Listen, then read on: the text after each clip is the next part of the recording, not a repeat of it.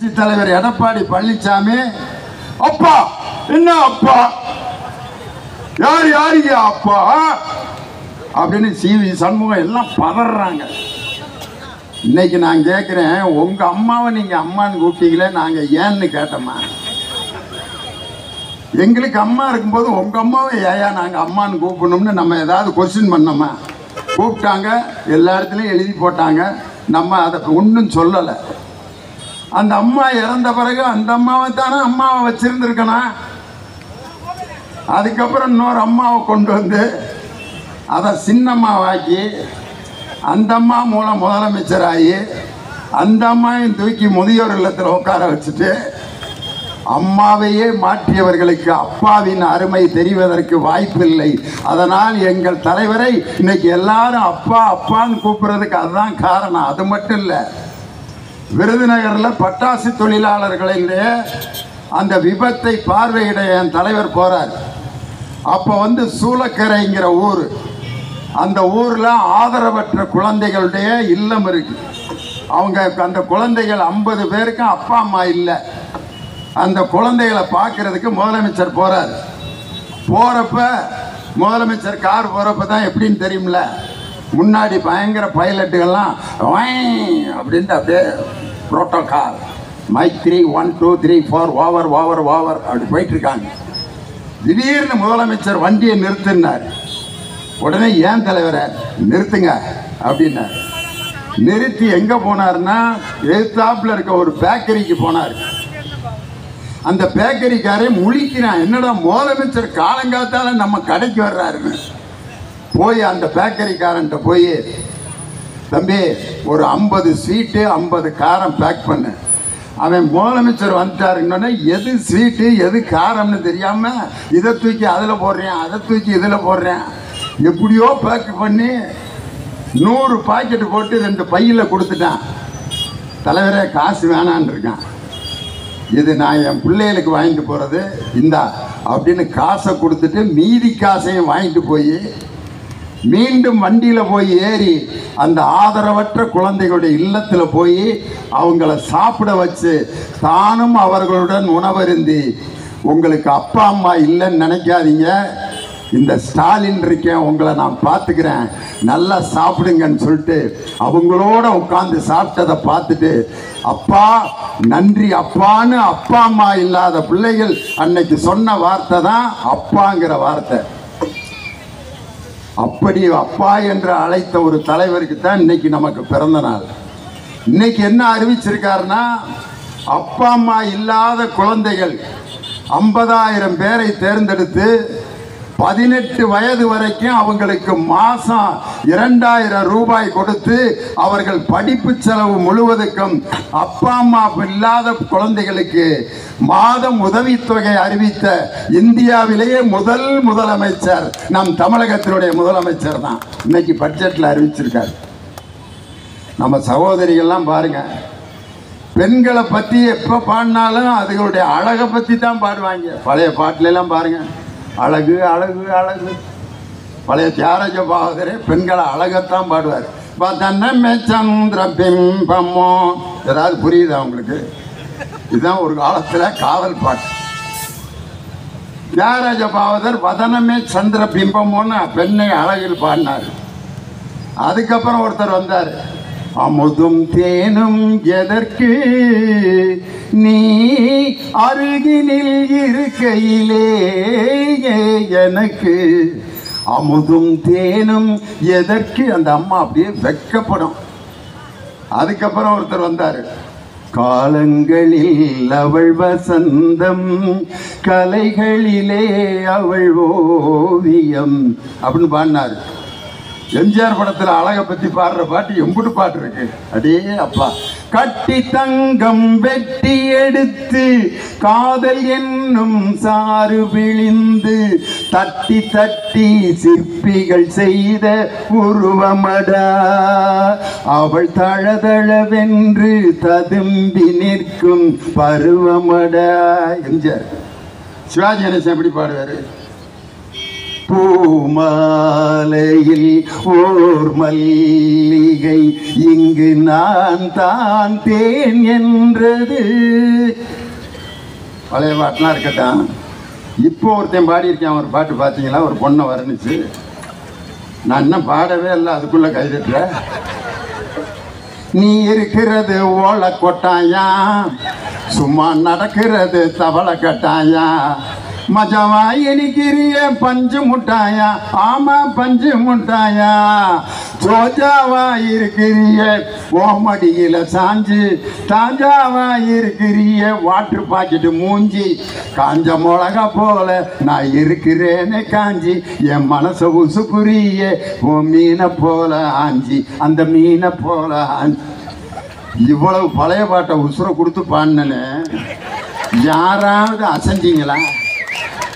இருக்கிறது ஓலை கொட்டாயான்னா அங்க இருக்க ஒரு பாட்டி அந்த பாட்டியவே பாதிச்சிருச்சு அந்த பாட்டு. மஜாவா இனிக்கிறிய பஞ்சு முட்டாயான்னு ஒரு பெண்ணை வர்ணிக்கிறான் இசைஞானி இளையராஜா. அப்பா 82 வயசுல பாடுறாஜா.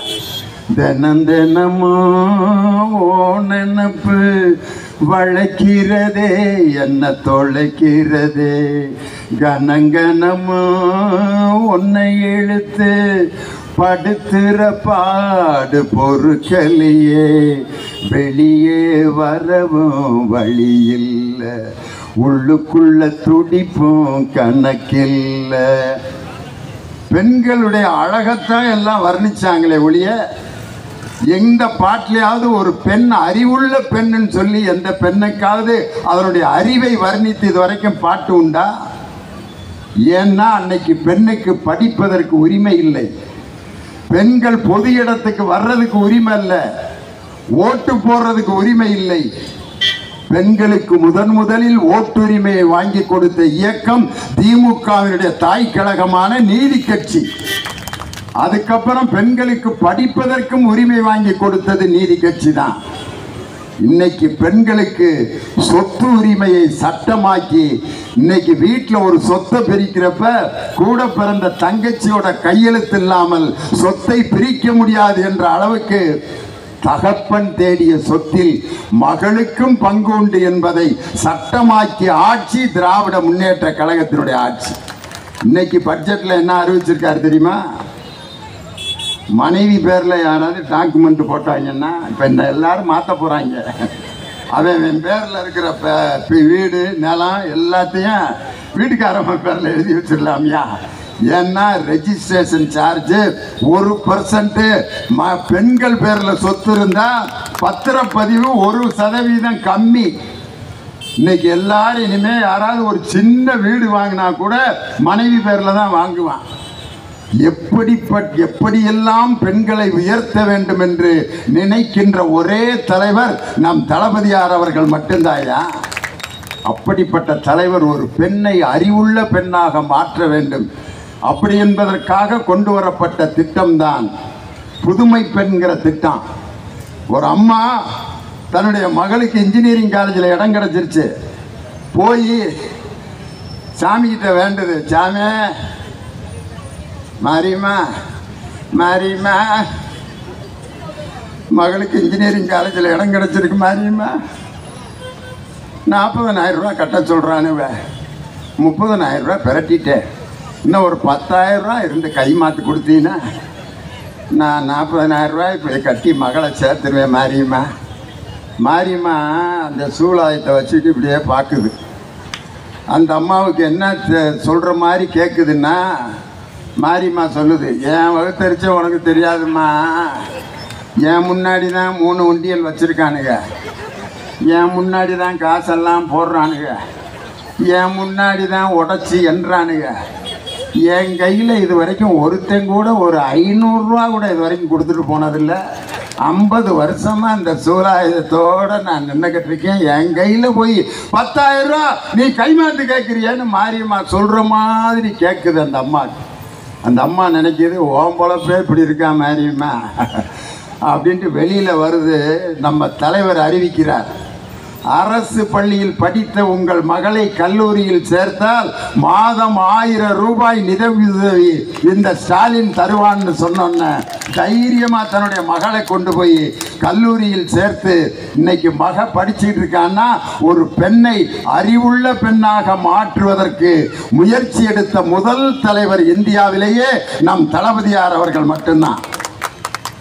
இன்னைக்கு நம்ம வேளச்சேரியினுடைய சட்டமன்ற உறுப்பினர் மௌலானா அவர்கள் பேசும்போது சொன்னார், நம்ம ஆந்திராவினுடைய கவர்னர் அம்மா தமிழிசை சவுந்தரராஜன் அவங்க நம்ம முதலமைச்சருக்கு பிறந்தநாள் வாழ்த்து சொல்றாங்க. எந்த மொழியில் சொல்லியிருக்காங்கன்னா தெலுங்குல பிறந்தநாள் வாழ்த்து. யாரு பேரு? தமிழிசை சவுந்தரராஜன். தெலுங்குல தமிழ்நாட்டு முதலமைச்சருக்கு வாழ்த்து. நம்ம மேதகு ஆளுநர் RN ரவி அவர் என்ன மொழியில சொல்லியிருக்காருன்னா சுத்த தமிழ்ல வாழ்த்து தெரிவிக்கிறார். ஜார்க்கண்டை சொந்த மாநிலமாக இருக்கிற ஹிந்தி மொழியை தாய்மொழியா இருக்கிற RN ரவி தமிழ்ல வாழ்த்து தெரிவிக்கிறாரு. தமிழை தாய்மொழியாக கொண்ட தமிழிசை சவுந்தரராஜன் தெலுங்குல வாழ்த்து தெரிவிக்கிறாங்க. இதுல இருந்து என்ன தெரியுதுன்னா பிஜேபி குரூப்பு கன்ஃபியூஸ் ஆகி குழம்பி போய் கிடக்கு, என்ன செய்யறதுன்னு தெரியாம. காரணம், ஹிந்தி என்ற மொழியை எங்கள் மீது திணிக்காதே என்று தாய்மொழியை காத்த ஒரே முதலமைச்சர் இந்தியாவிலேயே நம் தமிழக முதலமைச்சர் மட்டும்தான். ஏன் ஹிந்தி மொழியை இங்கே திணிக்க கூடாது? ஹிந்தி படிக்க வேணான்னு யாராவது சொல்றோமா? எங்க பாடநூல் கழகத்திலேயே இங்கே ஹிந்தியை தாய்மொழியாக கொண்ட அந்த மாணவர்களுக்கு நாங்கள் ஹிந்தியில் புஸ்தகம் அடித்து கொடுக்குறோம்.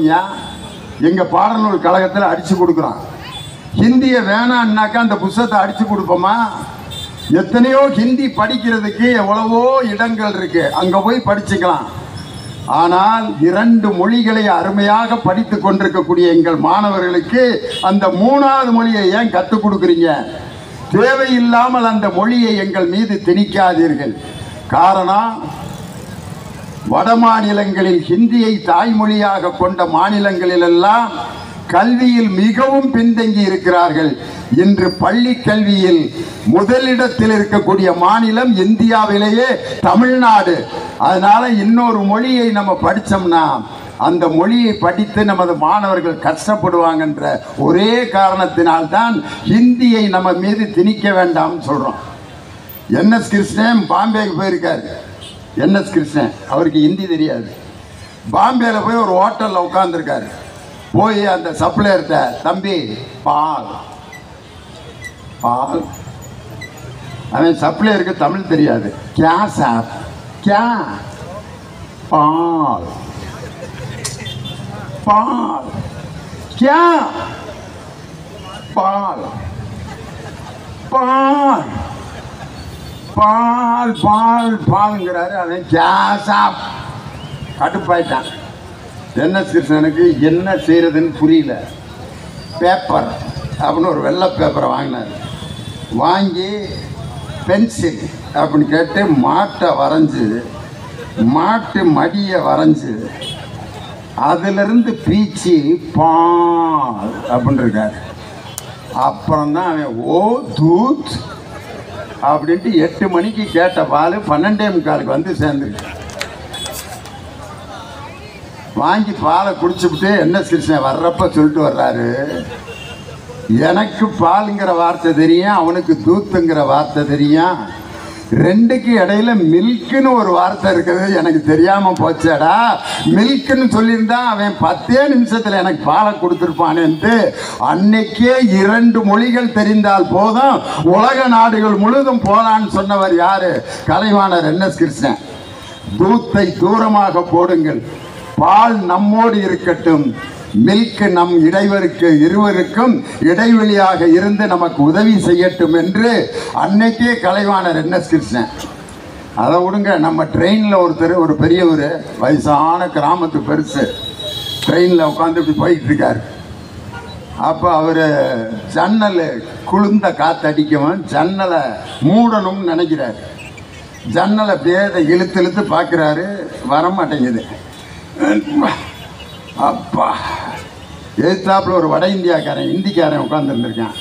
அவன் பார்த்தான், ஜாவ் அப்படின்ட்டு அந்த கதவை சங் அப்படின்னு இழுத்தான். மூடிடுச்சு. உடனே பெருசு அவனை அப்படியே பார்த்தாரு. சப்பாத்தி சாப்பிட்றா, பலம் வர்றான் அப்படின்னா பெரியவர் சரியா சப்பாத்தி சாப்பிட சொல்லிட்டு போறானே அப்படி இப்படியே உட்காந்துருக்காரு.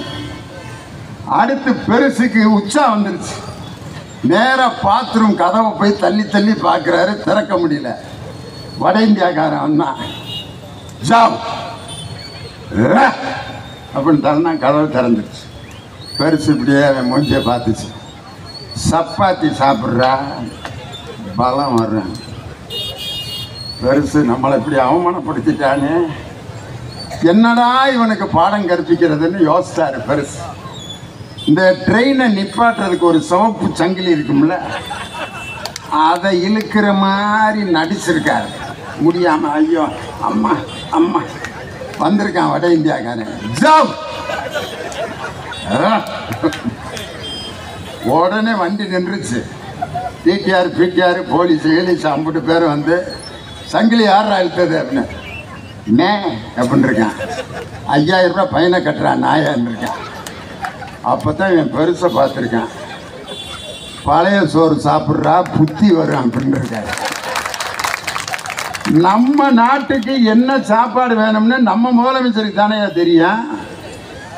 ஏன் பிள்ளைய என்ன படிக்க வைக்கணும்ட்டு எங்க அப்பாவுக்கு தானே தெரியும். ஏன் பிள்ளைக்கு என்ன பேர் வைக்கணும்னு ஏன் தகப்பனுக்கு தான் தெரியும். அதை விட்டுட்டு வட இந்தியாவில் உருவாக்கப்பட்ட அந்த தேசிய கல்விக் கொள்கையை இன்னைக்கு எங்கள்கிட்ட வந்து ஏன் திணிக்கணும்?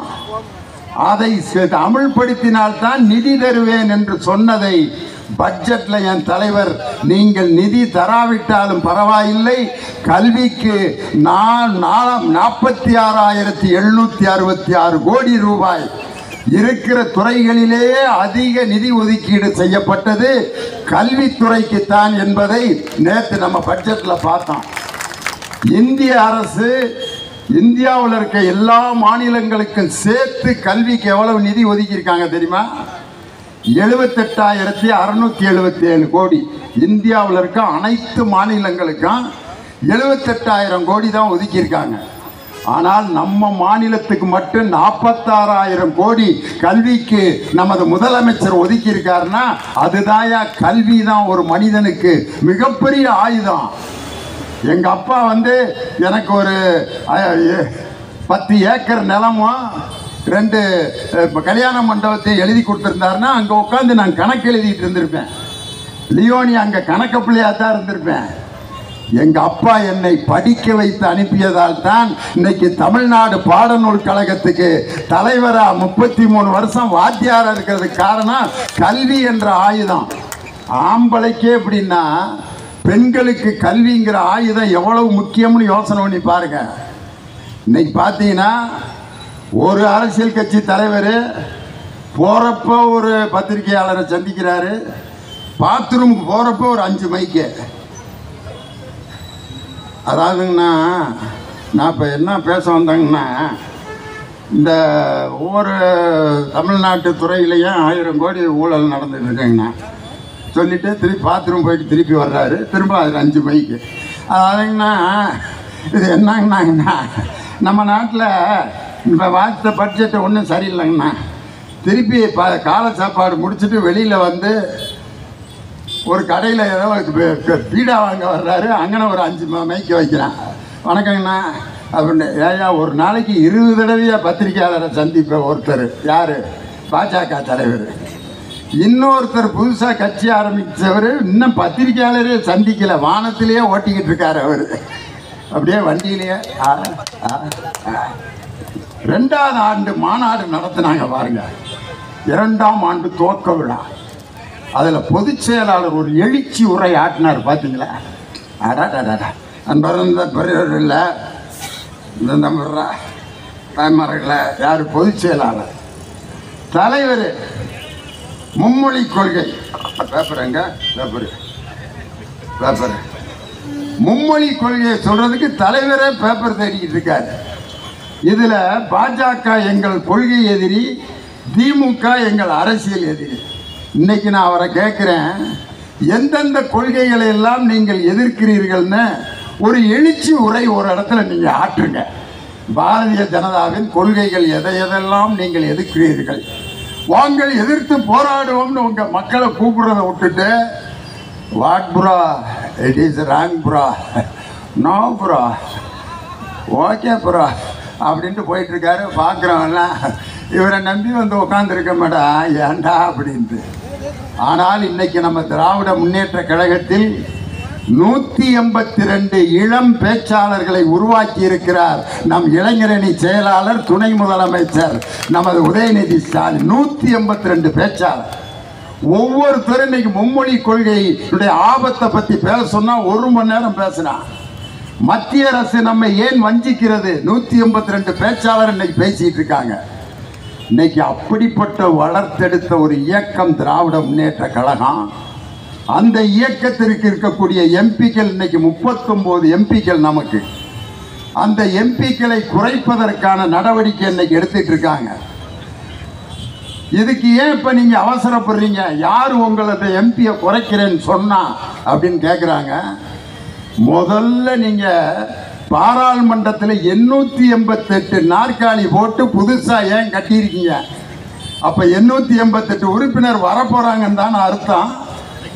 அப்படி புதிதாக மக்களவை கணக்கெடுப்பு நடத்தி இன்னைக்கு 2023 கணக்கெடுப்பு படி உத்தரப்பிரதேசத்தினுடைய மக்கள் தொகை 21 கோடியே 56,000.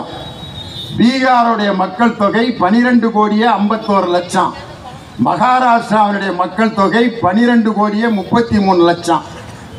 நம்ம மக்கள் தொகை 7 கோடியே 60 லட்சம் தான். இப்போ 7 கோடியே 17 லட்சம் தமிழ்நாட்டோட மக்கள் தொகை. 20,000 பேருக்கு ஒரு எம்பி அப்படின்னு சொன்னால் நமக்கு 37 எம்பி தான் வருது. ஆனால் 21 கோடி உத்தரப்பிரதேசத்தினுடைய அந்த மக்கள் தொகையை 20 லட்சத்தால் வகுத்தா 167 எம்பி. எதுக்கு? உத்தரப்பிரதேசம். ஏன்? மக்கள் தொகை அங்கே அதிகம். 1976ஆம் ஆண்டு மக்கள் தொகை மிக அதிகமாக பெருகிட்டு இருந்ததுனால அப்போ ஒரு திட்டத்தை கொண்டு வந்தாங்க. அதுக்கு பேர் தான் குடும்ப கட்டுப்பாடு திட்டம். சிவப்பு முக்கோணம் அப்படின்னு போட்டு நாம் இருவர் நமக்கு இருவர், அதுக்கப்புறம் நாம் இருவர் நமக்கு ஒருவர், ஒன்று பெற்றால் ஒளிமயம், 2 பெற்றால் இன்பமயம். அன்னைக்கு நாடகத்திலாம் பப்புன்லாம் பாடினான் பாட்டு. ஏன்னா அன்னைக்கு நிறைய பிள்ளைய வீடுகள்லாம் ஒரு பப்புன் பாடுவான், பார்த்துருப்பீங்க. ஜிகி ஜிக்கான் ஜிகி ஜிக்கான் ஜிக்கான் ஜிக்கான் ஜிகி ஜிக்கான் ஜிகி ஜிக்கான் ஜிகி ஜிக்கான் ஜிக்கான்.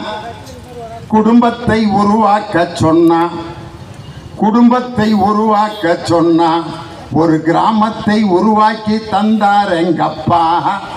குடும்பத்தை உருவாக்க சொன்னா. அதுக்கு அடுத்த வரி தான் ரொம்ப முக்கியமான வரி. எல்லோரும் இந்நாட்டு மன்னர், எல்லோரும் இந்நாட்டு மன்னர், அந்த விஷயத்தில் எங்கப்பா மன்னாதி மன்னர். குடும்பத்தை உருவாக்க சொன்னார், ஒரு கிராமத்தை உருவாக்கி தந்தார் எங்கப்பா. குடும்பத்தை உருவாக்கிடானா ஒரு ஊரை உருவாக்கி வச்சுட்டார் எங்க அப்பா அப்படின்னு அன்னைக்கு வஞ்சகம் இல்லாம குழந்தைகளை பெற்றுட்டு இருந்தாங்க. காரணம் என்னன்னா அன்னைக்கு வேற வேலை இல்லை. அன்னைக்கு பெருசுகளுக்கு என்ன வேலை? ஒன்றும் கிடையாது. டிவி கிடையாது, சினிமா கிடையாது, லியோனி பட்டிமன்றம் கிடையாது, மொபைல் ஃபோன் கிடையாது, டிவி நாடகம் கிடையாது. கிளவியை உட்கார வச்சுக்கிட்டு எவ்வளோ நேரம் தான் வேடிக்கை பார்த்துக்கிட்டே இருப்பார். அப்புறம் என்னாரு, பெரியப்பா பிறந்துட்டார். எங்கள் பெரியப்பா சாப்பிட்டியான்னு கேட்டார். எங்கள் அத்தை பிறந்துருச்சு. கரண்ட் கட்டானைக்கு அப்போ எங்கள் அப்பா பிறந்தார். 16 பிள்ளைய வஞ்சகம் இல்லாமல். அதைத்தான் திருவிளையாடலில் சிவாஜி கணேசன் பாடுவார் ஒரு பாட்டு. பார்த்தா பசுமரம் படுத்து விட்டா நெடுமரம், சேத்தா விறகுக்காகுமா ஞான தங்கமே, தீயிலிட்டால் கறி மிஞ்சுமா. அப்போ ஒரு மாசமா ஒரு அம்மா நிற்கும். அந்த அம்மாவை பார்த்து பாடுவார். அறுவடைய முடிக்கும் முன்னே விதைக்கலாகுமா, அட ஆண்டவனே உன் படைப்பில் இத்தனை வேஷமா, 10 புள்ள பெத்த பின்னும் 8 மாசமா, இந்த பாவி மகளுக்கு எந்த நாளும் கர்ப்ப வேஷமா, பார்த்தா பசுமரம் படுத்து விட்டா நெடுமரம், எந்த நேரமும் கர்ப்பமா இருக்கிற மாதிரி அன்னைக்கு பிள்ளைகளை வஞ்சகம்லாம் பெற்றுக்கிட்டு இருந்த காலத்தை குடும்ப கட்டுப்பாடு திட்டத்தை கொண்டு வந்து 7 கோடிக்கு நம்மளுடைய மக்கள் தொகையை குறைத்து அரசாங்கத்தினுடைய சட்டத்தை கடைப்பிடிச்சதுனால நமக்கு மக்கள் தொகை 7 கோடி ஆச்சு. ஆனால் உத்தரப்பிரதேசம் சட்டத்தை மீறி, நீ என்னடா சொல்றது 2 பிள்ளை பக்கிறத, நாங்கள் பின்னி படல் எடுப்போம்டான்ட்டு அவன் பிரித்து மேஞ்சு உத்தரப்பிரதேசத்தில் 21 கோடி ஆக்கி வச்சுட்டான். சட்டத்தை மீறியவர்களுக்கு 116 எம்பி, சட்டத்தை கடைபிடித்தவர்களுக்கு எங்களுக்கு 36 எம்பியா? இதைத்தான் கேட்கிறார் நம் திராவிட மாடல் முதலமைச்சர். இந்தியாவிலேயே இந்த போர்க்குரலை முதலில் கொடுத்த முதலமைச்சர் நம் திராவிட மாடல் முதலமைச்சர் தான். 54 கட்சிகளையும் இணைத்து அனைத்து கட்சி கூட்டத்தை நடத்தினார். இன்னைக்கு ஒவ்வொரு மாநிலத்துக்கும் நமது பிரதிநிதிகளை அனுப்பி நம்ம பிடிஆர் பழனிவேல் தியாகராஜன் மாண்புமிகு அமைச்சர் அவர்களும் நமது தென் சென்னை நாடாளுமன்ற உறுப்பினர் அவர்களும் கேரள முதலமைச்சரை போய் சந்திச்சுட்டு வந்திருக்காங்க. நமது டிஆர்பி ராஜா அவர்களும் அமைச்சர் ஏவா வேலு அவர்களும் மேற்கு வங்காளத்தில் போய் முதலமைச்சரை சந்தித்து விட்டு வந்திருக்கிறார். இது மாதிரி ஒவ்வொரு மாநிலத்திலும் சென்று இந்த குரலுக்கு எதிர்ப்பு என்பதை இந்தியா முழுவதும் உருவாக்கி கொண்டிருக்கக்கூடிய ஒரு தலைவர் நம் தளபதி மு.க. ஸ்டாலின் என்ற தலைவர். இந்தியாவுக்கே இன்று வழிகாட்டி கொண்டிருக்கக்கூடிய தலைவராக அவர் உருமாறி இருக்கிறார். இன்னைக்கு ஏன் இந்த மாவட்டத்தில் அதை சொல்றேன்னா, எங்கள் அண்ணன் மா சுப்பிரமணியம் அவர்கள் தான் தேர்தலுக்கு முன்பாக இந்தியாவில் இருக்கும் அனைத்து எதிர்க்கட்சி தலைவர்களையும் ஒரே மேடையில் கொண்டு வந்து மாநாடு போட்ட ஒரே தலைவர் உங்களுடைய மாவட்ட செயலாளர். நம்ம ஒய்எம்சிஏ கிரவுண்ட்ல பீகாரிலிருந்து தேஜஸ்ரீ யாதவ் அவர்களும், உத்தரப்பிரதேசத்திலிருந்து அகிலேஷ் யாதவ் அவர்களும், காஷ்மீரிலிருந்து உமர் அப்துல்லா அவர்களும், காங்கிரஸ் பேரியக்கத்தினுடைய தலைவர் மல்லிகார்ஜுன கார்கே அவர்களும், ராகுல் காந்தி அவர்களும், இப்படி அகில இந்தியாவில் இருக்கக்கூடிய இந்தியா கூட்டணி தலைவர்களை ஒரே மேடையில் அமர்த்திய மாவட்டம் இந்த சென்னை தெற்கு மாவட்டம். இந்தியா கூட்டணியை உருவாக்கியதே இந்த மாவட்டம் தான். அதன் பிறகு இந்தியாவில் இருக்கக்கூடிய மாநில தலைவிகள் அனைவரையும் ஒரே மேடையில் கொண்டு வந்து கம்யூனிஸ்ட் கட்சியை சேர்ந்த ஆனி ராஜா, அதே மாதிரி நமது மகாராஷ்டிராவில் இருக்கக்கூடிய அவருடைய அந்த முன்னாள் முதலமைச்சர் அவர்களுடைய மகள் சுப்ரியா சாகு அவர்கள், அதே மாதிரி ராகுல் காந்தி அவர்களுடைய சகோதரி பிரியங்கா காந்தி அவர்கள், அன்னை சோனியா காந்தி அவர்கள், இப்படி இந்தியாவில் இருக்கக்கூடிய அனைத்து பெண் தலைவர்களையும் ஒரே மேடையில் அமர்த்தி தமிழகம்தான் இந்தியாவிற்கு வழிகாட்டுகிறது என்பதை உருவாக்கி காட்டிய மாவட்டமும் சென்னை தெற்கு மாவட்டம். அதனால தான் இன்னைக்கு தலைவருக்கு என்ன தலைப்பு கொடுத்துருக்காங்கன்னா, எத்திசையும் முத்திரை பதிக்கும் தலைவர். இன்னைக்கு அதான் நிகழ்ச்சியினுடைய தலைப்பே, எத்திசையும் முத்திரை பதிக்கும் தலைவர். இந்த எத்திசைங்கிற வார்த்தையை கேட்டோன்னா உங்களுக்கு எது ஞாபகம் வரும்? தமிழ்தாய் வாழ்த்து தான் ஞாபகம் வரும்.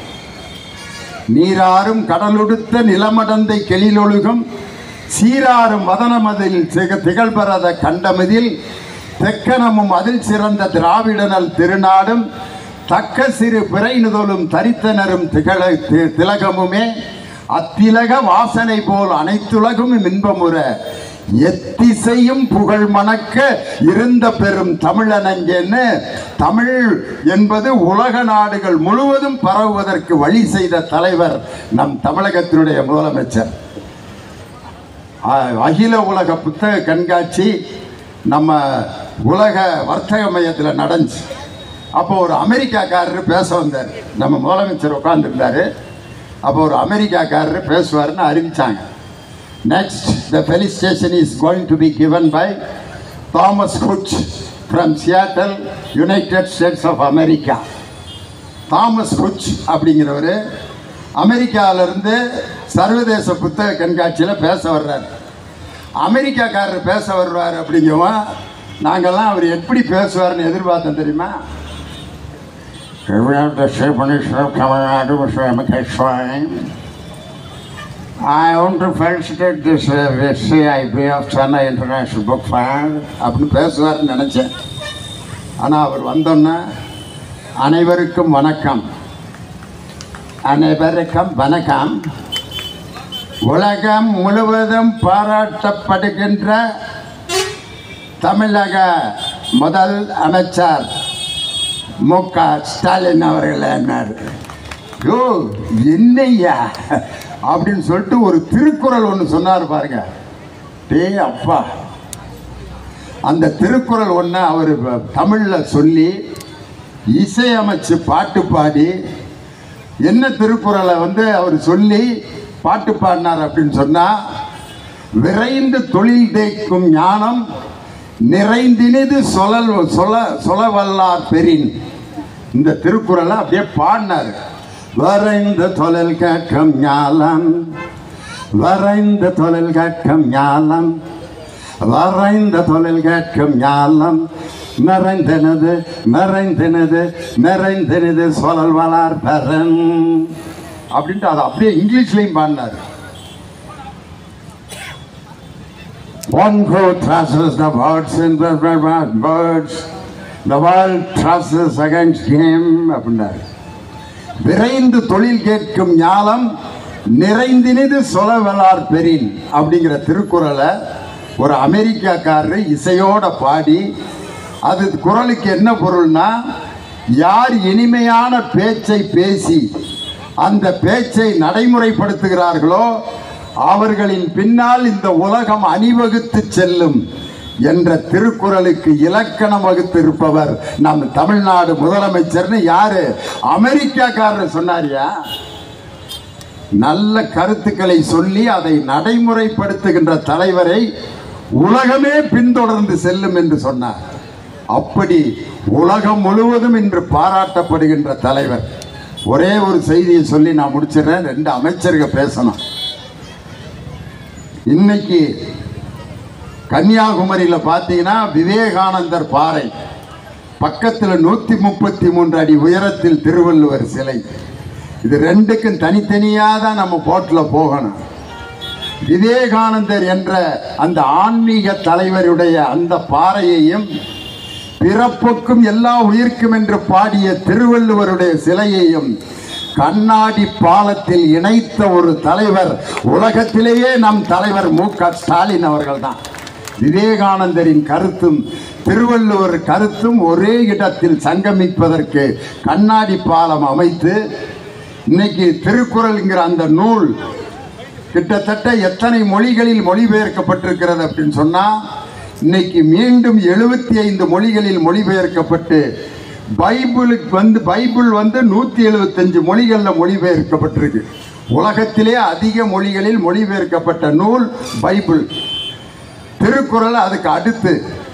இன்று நம் தலைவர் முயற்சி எடுத்து பைபிளுக்கு இணையாக திருக்குறளையும் மொழிபெயர்க்கப்பட்டு 173 மொழிகளில் திருக்குறளை மொழிபெயர்ப்பதற்கு பட்ஜெட்டில் நிதி ஒதுக்கிய தலைவர் நம் தமிழகத்தினுடைய முதலமைச்சர். அதனால தான் எத்திசையும் முத்திரை பதிக்கும் நம் தமிழகத்தினுடைய முதலமைச்சர் 500 தமிழ் இலக்கிய நூல்களை எடுத்து உலக மொழிகள் அனைத்திலும் மொழிபெயர்ப்பதற்கு எங்கள் பாடநூல் கழகத்திற்கு கட்டளையிட்டிருக்கிறார். 500 தமிழ் இலக்கியங்கள் உலகத்தில் இருக்கக்கூடிய ஆங்கில மொழியில் மொழிபெயர்க்கப்பட்டிருக்கிறது. பொன்னியின் செல்வன் நாவல் ஆங்கிலத்தில் மொழிபெயர்க்கப்பட்டிருக்கு. சிலப்பதிகாரம் ஆங்கிலத்தில் மொழிபெயர்க்கப்பட்டிருக்கு. இப்படி தமிழ் இலக்கியங்கள் எல்லாம் ஆங்கில மொழியில் மொழிபெயர்க்கப்பட்டு உலகம் முழுவதும் இருக்கக்கூடிய மக்கள் தமிழை நேசித்து கொண்டிருக்கும் பொழுது, இந்தியாவில் இருக்கக்கூடிய இந்த ஒன்றிய அரசு தமிழை அழிக்க நினைப்பதை எந்த தமிழனும் கடைசி உயிர் வரையும் போராடுவான்.